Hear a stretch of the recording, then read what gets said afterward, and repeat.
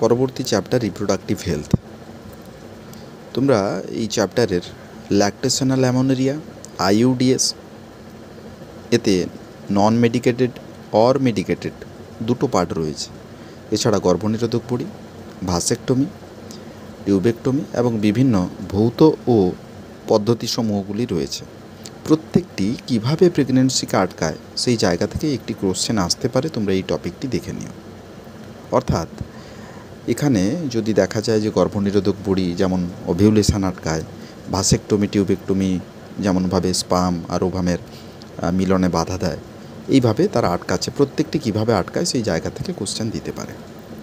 পরবর্তী টপিক এআরটিএস অর্থাৎ assisted reproductive technologies.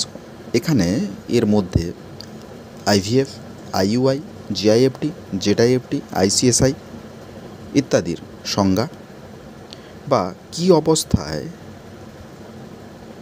কী অবস্থাতে এরা ইমপ্ল্যান্টেড করা হয়, অর্থাৎ এদেরকে ইমপ্ল্যান্টেড কীভাবে করা হয়। যেমন জিআইএফটি যদি নিই তাহলে দেখা যাবে গ্যামেট ইন্ট্রাফ্যালোপিয়ান ট্রান্সফার বা টেকনোলজি। তো সেটা এই টেকনোলজিকে কীভাবে ইমপ্ল্যান্টেড করা হয় সেটা হচ্ছে গ্যামেটের মাধ্যমে, অর্থাৎ গ্যামেট ফ্যালোপিয়ান টিউবসের ভেতরে নিয়ে যদি রোপিত করা হয় তবেই এটি ঘটবে। পরবর্তীকালে দেখবে জেডআইএফটি অর্থাৎ জাইগোট ইন্ট্রাফ্যালোপিয়ান ট্রান্সফার, অর্থাৎ জাইগোট হিসাবে এটাকে জরায়ুর ফ্যালোপিয়ান টিউবসের ভেতরে প্রতিস্থাপিত করা হয়। এই ঘটনাগুলো কিভাবে ইমপ্ল্যান্টেড করা হয় সেটি দেখবে। পরবর্তীকালে পুরো নাম রয়েছে যতগুলো পার্টের, অর্থাৎ এখানে আমি কিছুগুলো দিয়েছি, এছাড়াও বইতে অনেকগুলো আছে, সেগুলোর করবে, এগুলো থেকে একটি আসতে পারে। এবং সহেলি এবং মর্নিং আফটার পিলস, এই দুটো কোশ্চেন ওরা শর্ট কোশ্চেন হিসাবে ইউজ করে, তোমরা একটু দেখে নিও। সহেলিতে কোথায় তৈরি হয়েছিল, সিডিআরআইয়ের পুরো নাম কী, কোথায় তার হেডকোয়ার্টার্স রয়েছে, মর্নিং আফটার পিল কতদিন অন্তর খাওয়া দরকার, এতে কী ধরনের হরমোনাল মিক্সচার রয়েছে সেগুলো জিজ্ঞাসা করে, একটু দেখে নিও। পরবর্তীকালে টেস্ট টিউব বেবি থেকে ছোট শর্ট কোশ্চেন দিতে পারে, যেমন ইন্টারন্যাশনাল প্রথম টেস্ট টিউব বেবি ফরমেশন কী করেছিলেন, তার নাম কী ছিল, ভারতের ক্ষেত্রে প্রথম কোন ডাক্তার করেছিলেন, তার নাম কী ছিল, এগুলো দিতে পারে। এছাড়া পরিবার পরিকল্পনার একটি ঘটনা দিয়েছে, এছাড়াও আমি সিডিআরআইয়ের গল্প একটু লিখেছি, দেখে নেবে।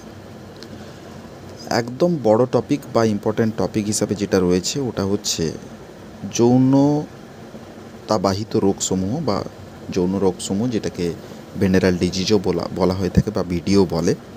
তোমরা দেখে নিও এটা একটু। তো এতে দেখবে তোমাদের বইতে দুটো করে অ্যাপ্রক্স ব্যাকটেরিয়া এবং দুটো করে ভাইরাস এবং দুটো করে প্রোটোজোয়ার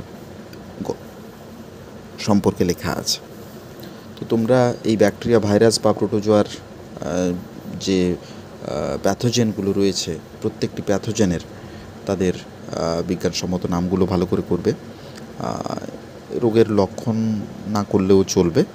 তোমরা এইডসের সম্পর্কে যে পুরো ঘটনাটা রয়েছে, এইডসের ওষুধ, এইডসের তার আরএনএর গঠন কেমন থাকে সেই সম্পর্কিত গল্পগুলো, অর্থাৎ গল্প নয় মানে টপিকগুলো একটু দেখে নিও। তাহলে তোমরা এই দুটো টপিক থেকে, অর্থাৎ আগে জনন এবং পরবর্তীকালে জননগত স্বাস্থ্য, এই দুটো চ্যাপ্টার থেকে তোমরা এই টপিকগুলো দেখে নেবে। পরবর্তীকালে যদি দেখো, তোমরা দেখতে পারো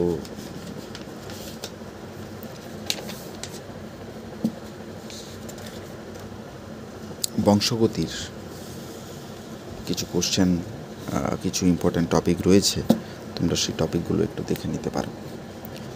বংশগতির ক্ষেত্রে যদি দেখো তাহলে দেখতে পাবে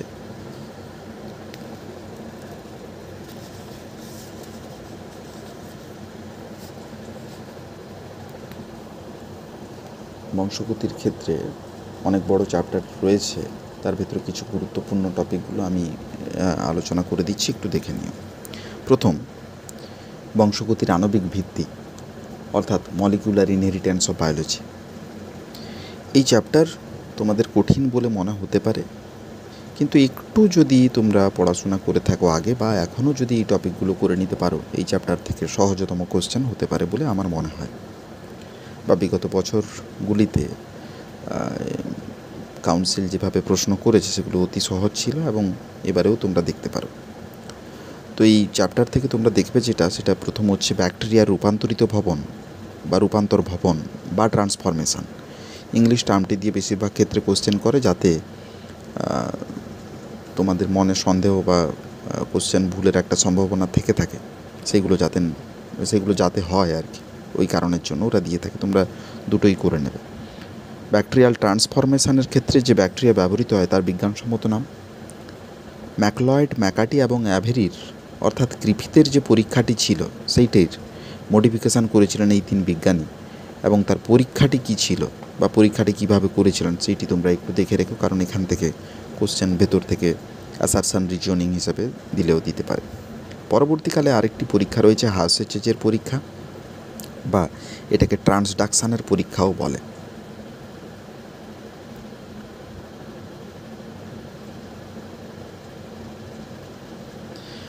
তোমরা দুটোই করে নেবে, কারণ ট্রান্সফরমেশান আর ট্রান্সডাকশান দুটোই একটু গুলিয়ে যাওয়ার সম্ভাবনা থাকে, তো তাই দুটোর কথাই বলে দিলাম।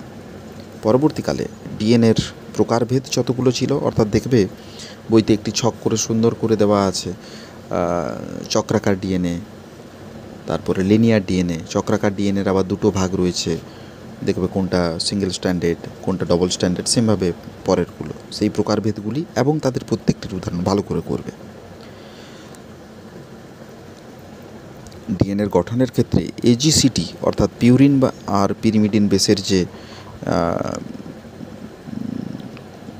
নাইট্রোজেন বেসগুলো যেগুলো ছিল তাদের প্রত্যেকটির রাসায়নিক নাম ভালো করে করবে, কারণ দিয়ে দিতেই পারে যে 6 অ্যামাইনো পিউরিন কাকে বোঝানো হয়েছে, আরএনএর ক্ষেত্রে কোন পিউরিন বা পিরিমিডিনের নাইট্রোজেন বেসটি থাকে যেটি ডিএনএতে থাকে না, এরকম কোশ্চেন দিলেও দিতে পারে।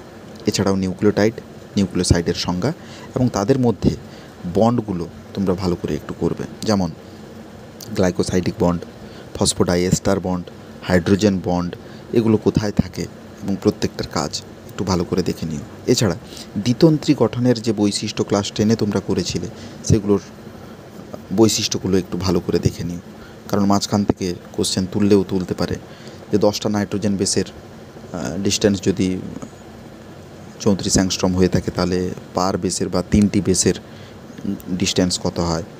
এছাড়া এজিসিটি থেকে ডিএনএর ওই 4 গ্রাফস রুলের উপরেও কিছু কোশ্চেন থাকে, আমি একটু পরে আলোচনা ওটা করে দিচ্ছি।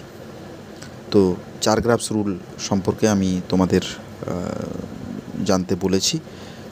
এখান থেকে কিছু অঙ্ক দিলে, যেমন ডিএনএতে এর কম্পোনেন্ট হচ্ছে 20%, তাহলে সি এর কম্পোনেন্ট কত হবে, এই ধরনের কিছু ছোট শর্ট অঙ্কগুলো দিতে পারে।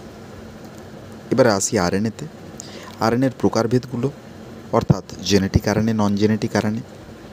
এছাড়া আরএনএর ক্ষেত্রে 3টে যে পড়েছো, টিআরএনএ, এমআরএনএ, আরআরএনএ, প্রত্যেকটার কাজ ভালো করে করবে।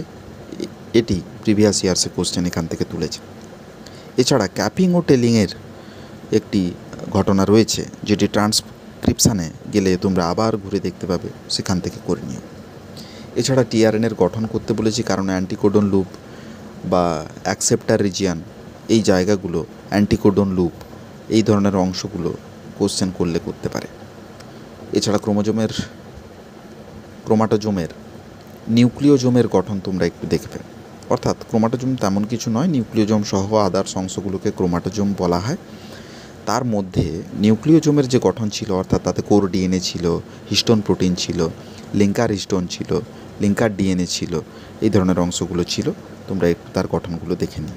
এছাড়া সেন্ট্রাল ডগমার সংজ্ঞা, অর্থাৎ যে পদ্ধতির মাধ্যমে ডিএনএ তার রেপ্লিকেশান করতে পারে, ডিএনএ থেকে আরএনএ বা আরএনএ থেকে ঘুরে ডিএনএ হতে পারে, এছাড়া আরএনএ থেকে ট্রান্সলেশন ঘটাতে পারে, অর্থাৎ প্রোটিন তৈরি হতে পারে, সেই ঘটনাকেই বলা হচ্ছে।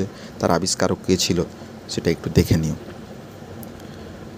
ওয়াটসন আর ক্রিকের সম্ভবত আবিষ্কারক ছিলেন ওনারা। ক্রিকই ছিলেন, অর্থাৎ বিজ্ঞানী ক্রিক প্রথমেই ঘটনার সূত্রপাত করেন, এবং পরবর্তীকালে আরও এটা মডিফিকেশান হয়েছিল, তোমরা জানো, যখন রিভার্স ট্রান্সক্রিপশানের উদ্ভব ঘটে বায়োটেকনোলজির ক্ষেত্রে।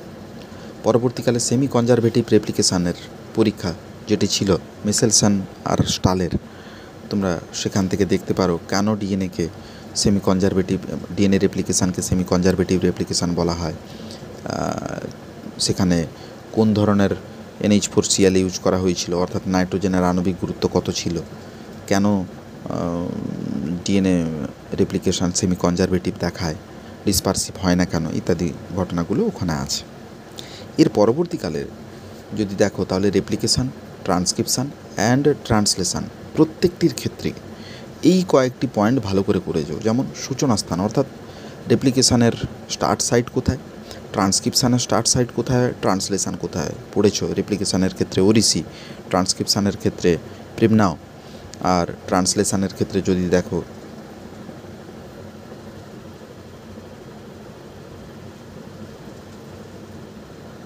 দেখতে পাবে। এছাড়া রেপ্লিকেশানের ক্ষেত্রে তোমরা ল্যাগিং এবং লিডিং স্ট্র্যান্ড, এছাড়া এই টপিকগুলো করে নিই। এছাড়া ট্রান্সক্রিপশান আর ট্রান্সলেশানের ক্ষেত্রে মনো এবং পলিসিস্টনিক জিন বা RNA সংজ্ঞা জিজ্ঞাসা হতে পারে। জেনেটিক কোড থেকে তোমরা করবে মনো, জেনেটিক কোডের প্রত্যেকটির আবিষ্কারক, অর্থাৎ জেনেটিক কোড যত বিজ্ঞানী ছিলেন তার ভেতরে হরগোবিন্দ খুরানা, নিরেনবার্গ, যত বিজ্ঞানীর নাম ছিল সবার নাম একটু করে নিই। আবিষ্কারক, প্রত্যেকটির বৈশিষ্ট্য, বিশেষ বৈশিষ্ট্য যেগুলো ছিল সেগুলো করবে। এছাড়া স্টার্ট কোডন, স্টপ কোডন, এছাড়া সমার্থক কোডন ইত্যাদির নাম আর তাদের অপর নাম একটু ভালো করে দেখে নিও। ল্যাগো প্রেরণের ক্ষেত্রে তোমরা দেখবে তার রেগুলেটর এবং স্ট্রাকচারাল জিনের প্রত্যেকটির কাজ ভালো করে দেখবে, যেমন IPOর কাজ, যেমন ZY এর কাজ, প্রত্যেকটির কাজ একটু ভালো করে দেখবে, কারণ কোন ধরনের এনজাইম সেখান থেকে সিক্রেট হয় এগুলো কোশ্চেন দিতে পারে। এছাড়া প্রোমোটার আর অপারেটরের সঙ্গে কে সংযুক্তিকরণ ঘটায়, অর্থাৎ প্রাইমার যদি হয়, শুধুমাত্র RNA প্রাইমার যদি হয় তাহলে একমাত্র প্রোমোটার রিজিয়নে বসবে, বাকি সব অপারেটর রিজিয়ন, অর্থাৎ ল্যাকটোজ, অ্যালোল্যাকটোজ যা ছিল সমস্ত কিছু গিয়ে অপারেটর রিজিয়নে বসবে। তোমরা এটা একটু পড়ে নিও। এছাড়া থাকলো HGP এবং DNA ফিঙ্গারপ্রিন্টিংয়ের ক্ষেত্রে তোমরা সেই একইভাবে আবিষ্কারক, স্পেশাল কিছু বৈশিষ্ট্য এবং তাদের গুরুত্বগুলো রয়েছে, অর্থাৎ HGP বা DNA ফিঙ্গারপ্রিন্টিংয়ের কেন এটি DNA ফিঙ্গারপ্রিন্টিং এতটা গুরুত্বপূর্ণ, HGP কেন দরকার ছিল, এখানে বিজ্ঞানীরা কে ছিলেন তোমরা একটু দেখে নিও। এছাড়া সাউদার্ন, নর্দার্ন এবং ওয়েস্টার্ন ব্লটিংয়ের কাজগুলো ভালো করে একটু খালি দেখতে হবে। তবে ডিএনএর ফিঙ্গারপ্রিন্টিংয়ের ক্ষেত্রে যে পদ্ধতি ছিল সেই পদ্ধতিটা একটু স্টেপ ওয়াইজ করে নিও, স্টেপ ওয়াইজ দিতে পারে। এছাড়া এই চ্যাপ্টারের শেষের দিকে দেখবে তোমরা কিছু শর্ট নেম রয়েছে, যেমন VNTR, SAT, SSLP ইত্যাদির নামগুলো একটু করে নিও।